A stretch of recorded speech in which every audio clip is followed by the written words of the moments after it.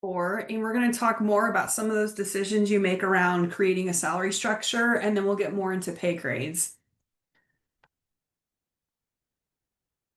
So we have three market positioning strategies. We've already seen them in this textbook, but one thing I really like about this chapter is they include a graphic of what these different market positioning strategies look like over time.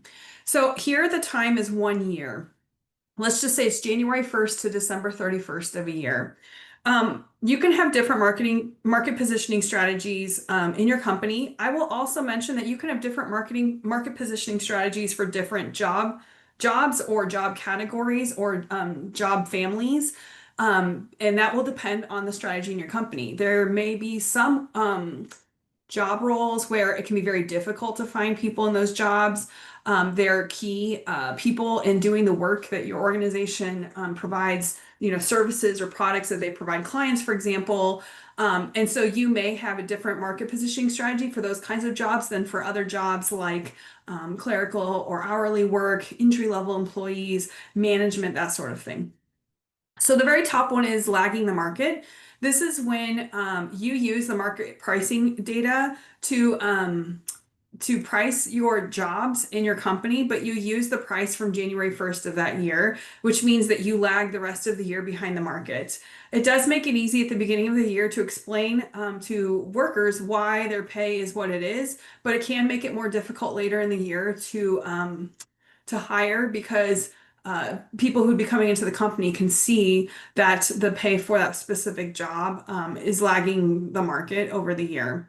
And remember that when people are looking at this, employees and people outside of the company, they may not know the company's strategy. They may have to figure it out based on pay, but a lot of people aren't really keeping tabs on this over a year, or there may not be job openings or other kinds of events that would give you compensation information over the year. And so these market strategies, the company may know what they're doing, but it may not be obvious to other people, which can affect whether it's easy for you to recruit or retain your employees. With a lead lag, what happens is for the first half of the year, the company is leading the market, meaning they're paying above the market. But halfway through the year in June or June or early July, they're about equal with the market. And then for the rest of the year, they're behind the market. So at least for part of the year, the company is ahead of the market. And then the other part of the year, they might be behind. And then, of course, they'll reset for the next year if they're incrementally increasing those rates from year to year. This can be good um, if you want to at least meet the market at some point during the year. Halfway through the year isn't a bad time because even when you're behind on the market, it's not as much as it is if you have lagging the market for your strategy. The other thing is if you have cyclical hiring, it may be very advantageous to make the lead time part of the cycle in which you're hiring people, and then the lag time is when you're not hiring as many workers. So if you have a place like a really good example here would be accountants. If you need to hire accountants for tax season, you may want to lead the market for the 6 months before they're going to be needed. So you might want to do it. I think hiring would probably be late fall, early winter for accounting positions. Then you would want to lead during that time. And then after maybe April 15th, when you maybe don't need as many people anymore, that's when you can lag the market because then as people leave, you'll just hire new ones later in the year.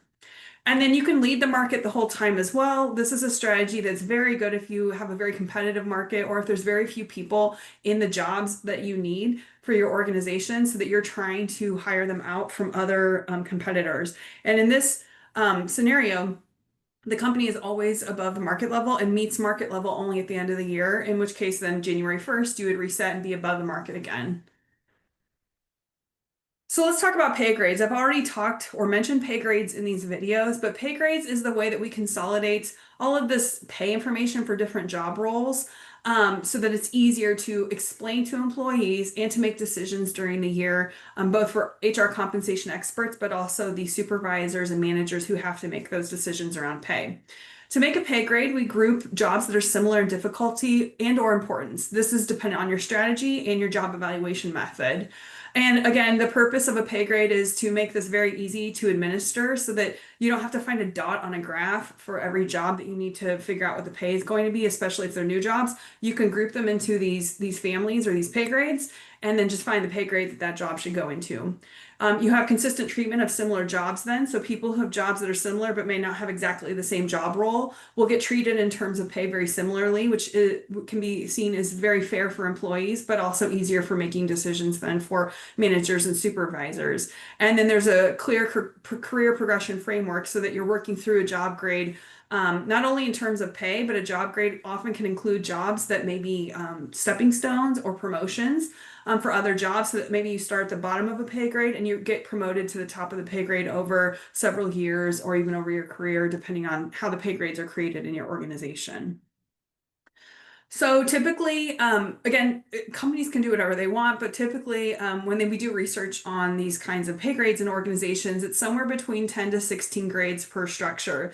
A salary structure that's for very large corporations probably going to have more than 16, but if you have a very small company, you may have fewer than 10. Again, this is about administrative simplicity. So what is the easiest for the size of the organization that you have and the variety of jobs that you have in the organization? Some common practices that the book mentions when you are doing pay grades, there's a 5 to 7% difference between clerical and hourly pay grades, meaning from the beginning of the pay grade to the end of the pay grade to the next pay grade, it's only 5 or 7% difference in terms of pay. So that you can move pay grades, but the pay doesn't go up significantly. That can save on cost, but it could also be that those jobs that is kind of what the market does in terms of salary for those jobs. For professional managerial jobs, the difference between pay grades is 8 to 10%. So it's a bit bigger. And part of this is because in clerical and hourly work, there may be very specific tasks that people do. So they have specific skills and they can build those skills, but those skills may or may not be highly valued by organizations or by the market. When you're at the professional managerial grades, these are often, especially for professionals, these are skills that you had to learn outside of the organization. They're difficult to become experts on. And for managers, a lot of that is experience working your way into leadership. For those, it just costs more to keep those people, but also the organization can't just train new people to do those jobs. And so those pay differences might be much higher for professional managerial grades than for clerical and hourly grades. We have 4 pay grade approaches. We'll go through each of these in the next few slides. We have the cluster approach, the division approach, the midpoint progression approach, and continuum approach. I think the graphics are much better at explaining these than just the names of these pay grade approaches. So these are different approaches for creating pay grades. So one approach is the cluster approach. You can think of this as like the freehand line approach to the pay policy line in the sense that you're going to put all of these job roles onto a graphic like this. These are all the red dots here. And then what you're going to do is you're going to try to separate out the pay grades by the clusters that you see in these dots. So this can be free-handed. You could do this, you could calculate this. There are ways to calculate this statistically. I don't know how often organizations do it statistically or if they just kind of, look at the graph and then try to create these clusters. One thing you can see is by creating these clusters, the pay grades, and the pay grades are the lines that you see. So how big a pay grade is different. So the very first pay grade is quite wide, but then the second pay grade is quite narrow. So your pay grades aren't exactly equal in size. And when I say equal in size, I mean equal in size in terms of job evaluation points. The job evaluation points don't always help you figure out how big your pay grades are going to be and which jobs might fall into those. You really have to do this kind of visual approach. It can be easy to explain then how the pay grades are created, and it may make more sense for people. It just means that that as supervisors and others who are creating or making pay decisions may have a harder time depending on the job role that the person has, because with a wide pay grade, you have much more latitude than in a narrow pay grade and increasing someone's pay. In the division approach, we fix these differences in pay grade sizes by making all of them exactly the same size. So in this one, what we did is we put all of the job roles out on the job evaluation points. You don't even have to do that because you can just say, we want 7 grades and there's going to be 20% difference in terms of the job evaluation points between those grades. And so that's how you create your pay grades. Again, you don't have to visually do this because you can just tell everyone that pay grades are equal size based on job evaluation points. And the job evaluation points don't have to be for each job. It just means what's the minimum in your job evaluation point scale, and then what's the maximum, and that's how you divide up the ranges. For the pay grade midpoint, here what you're going to do is you're going to use the midpoint of the pay in the pay grades. to create your pay policy line. But that's also how you're going to divide up your pay grades. Here we have, I think, 9 pay grades, and we use the midpoints of the different pay grades to figure this out. It could be the midpoint. I just said sorry, I said the midpoint of the pay policy line. I meant the midpoint of the job evaluation points for each of these. So if you take the minimum and maximum, you have 9 different groupings, but then you're going to have to figure out what is the midpoint for each of the job grades then that you need to create. Again, you can see this creates some fairly even sized pay grades, just like the previous version does, the division approach. But here you used more of the data on the job evaluation that you did to create these pay grades than on this one where you didn't have to know exactly where each job went, the job evaluation. You just knew the minimum and the maximum for the job evaluation points that you have in your organization. And then for the pay grade approach, the continuum approach, sorry, in this approach, what you're doing is you have a pay grade, your very first pay grade. Here, what they did is they just did a 20% difference between minimum and midpoint in that pay grade for pay, and then a 20% difference between the midpoint and maximum in that grade. And then what they do is they make straight lines that go out from the minimum, the midpoint, and the maximum up to the highest grade that you have so that you can get a sense of what the midpoint, and max are for each of your pay grades that you have. So here, I'm not sure on this particular one if the pay grades are differentiated by those dotted lines with points on them, or if they're simply just trying to show you if you had different jobs at different job evaluation points, meaning they would be in different grades, how different the midpoint and max would be for pay on those. So what happens here is your lower level jobs, the minimum, midpoint, and maximum pay for those jobs is going to be much closer, much narrower than as you move across these pay grades to the highest pay grade, which has the biggest difference between the minimum, the midpoint, and the maximum. It's no longer 20%. Here they haven't calculated it, but if I had to eyeball it, it could be something like almost 60% difference between the minimum and the midpoint and the maximum.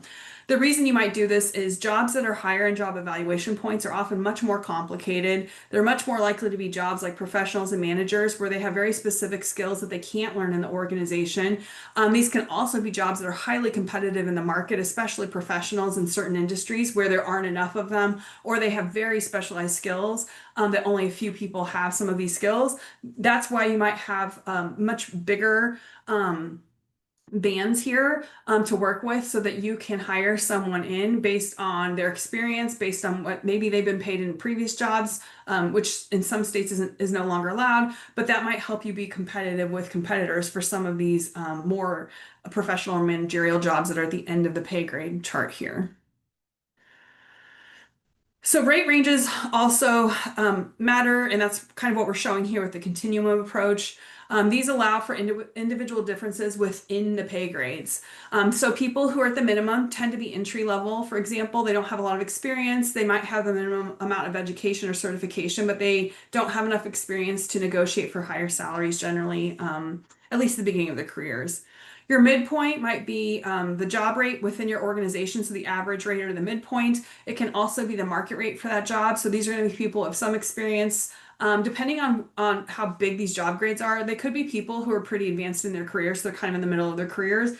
But if you have smaller job grades, which is much more common in organizations where you can work up across job grades if you stay in an organization, the midpoint simply is the midpoint in the job grade. It doesn't say where you are in your career necessarily. And then the maximum of that pay grade will be people who are fully proficient. They've kind of maxed out essentially on the skills or the competencies that they can use for that pay grade. So these are people who might be ready for a promotion, for example, and they're just waiting for a position to open up, for example. The typical range spread, and you can see this here even on this continuum approach, when they're talking about the range spread, they mean the minimum green line and the maximum blue line is somewhere between 25 to 60%, and it can be different for different pay grades, like the continuum approach, where 25% might be your difference in your first pay grade, but it might be more like 60% for your top pay grades in your organization.